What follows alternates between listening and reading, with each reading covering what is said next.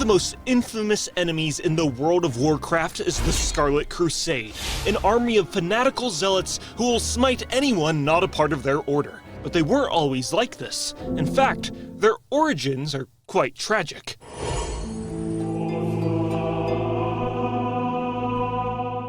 During the Second War on Azeroth, the elite order of paladins called the Knights of the Silver Hand were formed. Its founding members were Uther, Trallian, Tyrion Fordring, Gavin Rad, and Saidan Dathrohan.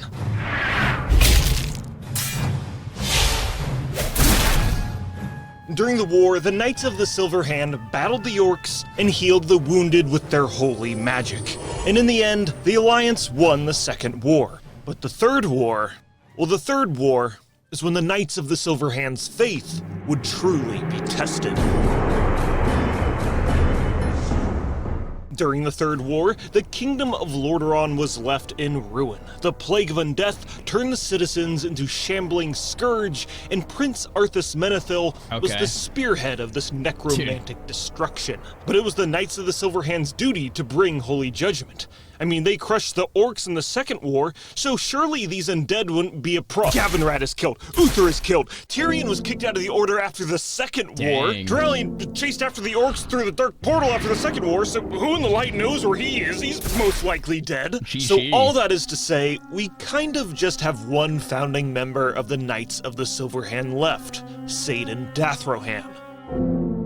Or do we? Because during one of Saidan's offensive attacks on Stratholme after the Third War, he was possessed by the Dreadlord Balnazzar. The Nathrezim did this so he could manipulate the citizens of Lordaeron into a new, powerful army to protect the Dreadlord. But first, there was an important foe that needed to be slain. The paladin Alexandros Mograine, wielder of the mighty weapon called the Ashbringer, was a dangerous foe. And his faith in the light would make him near impossible to corrupt, so Balnazzar needed to find a way to slay him. So what was Balnazzar's solution for dealing with the Ashbringer? Well, as Saidan Dathrohan, Balnazzar convinced— There's ads. I'm gonna wait for ads. Just let me know when the ads are over. Non-subs. All right, let me know. I'll pause. Waiting for ads. Waiting for ads. We'll go back like a couple seconds too. 10 seconds.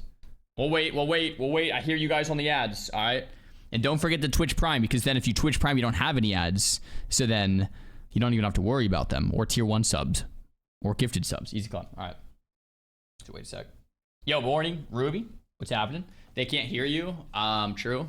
Technically, if you're watching an ad right now, you can't hear me, but you can see this. Okay. Okay, there we go. So let me know. Let me know. Yo, Monster, thanks for the prime. What's happening? Why is he giving a thumbs up? It's like a signifier for Twitch priming, basically. Ads are done? Okay, guys, if you guys were just watching ads, what you missed was me saying that I actually was going to pause the video while the ads were playing. Now we're locked in and tiled. Let's continue to play. Make him near impossible to corrupt, so Balnazzar needed to find a way to slay him. So what was Balnazzar's solution for dealing with the Ashbringer? Well, as Saidan Dathrohan, Balnazzar convinced Alexandros' son, Renault, to slay his own father. And in exchange, he would be promoted to commander of the new crusade he was forming. Dang. And get a very fashionable and cool bandana. Okay.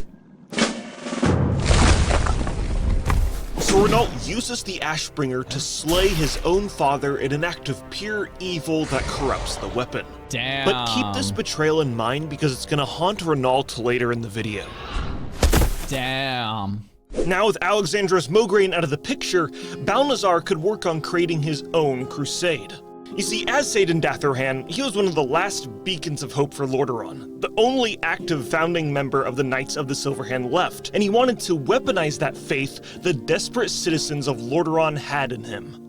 He preached to the citizens of Lordaeron the threat of outsiders, human, undead, or otherwise, who could be spreading the plague of undeath, and any who do not fight directly under the banner of his new Scarlet Crusade would be smited with holy fervor. Or is it smitten, or Or smoted? Look, they need to be destroyed, okay? Smited? Some people didn't yeah. agree with Satan's extreme opinions and generally just thought he was a bit suspicious and left to go make the Argent Dawn instead. The Argent Dawn is similar to the Crusade, Smoked? except they only care about Smitten? fighting Yeah. the Scourge, not literally everyone else. Meanwhile, in the ruins of Lordaeron, the Lich King lost control of the Forsaken, giving them free will. But do you think the Scarlet Crusade actually cared? Of course not. They're still zombies that eat people and are creating a new plague There we and go. control the ruins Team of Undead, Lordaeron, so they need to be purged. But the unfortunate thing for the Scarlet Crusade is that this marks the start of Classic WoW. And from here on out, the Scarlet Crusade is going to get their light-worshipping butts kicked by us, the Yeah. heroes of Azeroth. In the Scarlet Monastery, heroes fight through the graveyard, library, armory, and cathedral sections of the monastery. But lore-wise, the leaders of the monastery, High Inquisitor Whitemane and Renault Mograine, with his fashionable bandana, don't actually die here. Renault actually dies during a special in-game event when heroes enter the cathedral wielding the corrupted Ashbringer, and the ghost of Alexandros Mograine jumps out of the blade and slays the son that betrayed him. Okay, I've never done that in game. I've only heard about that. That is awesome that the Classic WoW devs did that. Like, I've never experienced this. I've just only heard about this RP event. I almost want to see this happen, but that is so cool.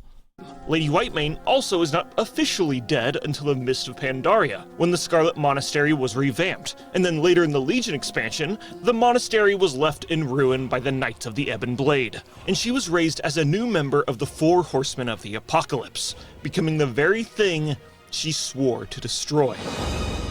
Dang, that's But let's sick. jump back to Classic WoW. After taking the fight to the Scarlet Monastery, heroes battle the Crusade across the Plaguelands, and heroes also enter the Dungeon of Stratholme and slay Satan Dathrohan, aka Balnazar. Balnazar, yeah.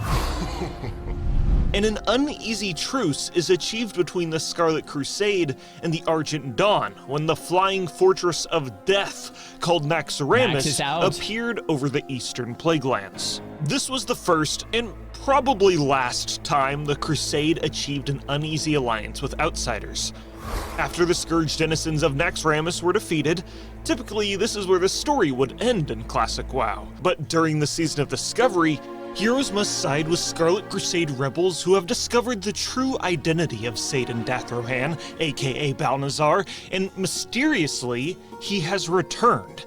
And heroes must raid the Scarlet Enclave and bring the fight to the Dreadlord Master, pulling the strings of the Crusade. Sick. And you have to play the Season of Discovery yourself to see what happens next. You see, the lore added in the Season of Discovery is meant to be, well, discovered. But we do know at the start of That's the Wrath sick. of the Lich There King we expansion, go. the Scarlet Enclave is controlled by loyal Crusade members.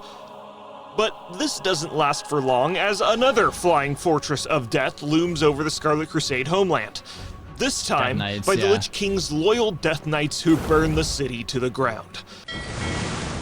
But no worries, a splinter group of the Crusade, called the Scarlet Onslaught, travels to Northrend to dispense more holy justice against the Scourge and any who oppose them, except somehow, someway, another Dreadlord, Mal'Ganis, infiltrates their on. organization, and that combined with us, the heroes, beating them up, kind of ruins the Scarlet Onslaught's plans. There we go. So throughout Warcraft history, the Scarlet Crusade has been defeated over and over again, but even to this day, they still haven't given up.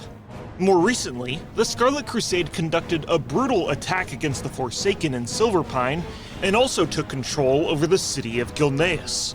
For a brief moment in time. Very only brief. for the Gilneans and the Forsaken to team up and take back the city for its original Goodness, owners. they get slaughtered in history, man.